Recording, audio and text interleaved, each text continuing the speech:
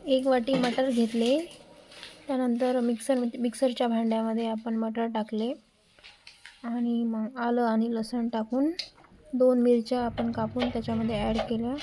आता मीठ थोडंसं टाकून हे सर्व मिक्सरमधून काढून घेऊयात. त्यानंतर मिक्सरमध्ये पेस्ट केलेली आपण एका वाटीमध्ये काढून घेऊयात. वाटीमध्ये काढलं की आपण थोडंसं गव्हाच्या पिठामध्ये आपण सर्व जिन्नस आपण मळून घेऊयात पीठ. थोडंसं हळद आणि मीठ पण टाकूया त्याच्यामध्ये.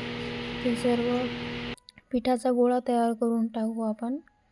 पिठाचा गोळा तयार झाल्यानंतर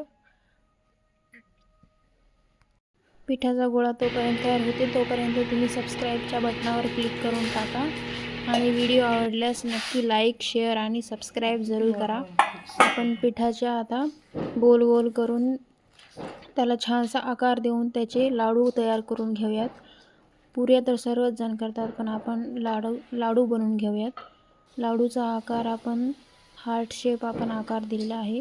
त्यानंतर तुम्ही तुमच्या आकारानुसार 2-3 आकारामध्ये त्याचं रूपांतर करू शकता.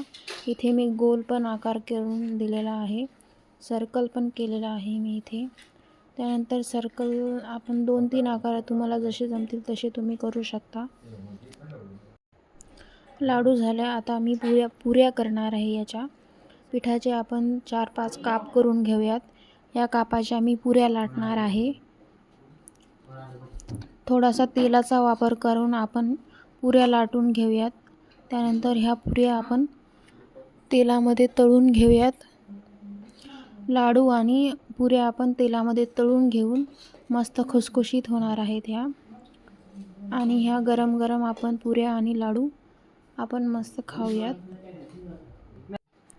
व्हिडिओ आवडल्यास नक्की लाईक, शेअर आणि सबस्क्राईब जरूर करा. आणि अशाच नवनवीन व्हिडिओसाठी लाईक करा, शेअर करा आणि सबस्क्राईब करा. Okay, thank you, bye.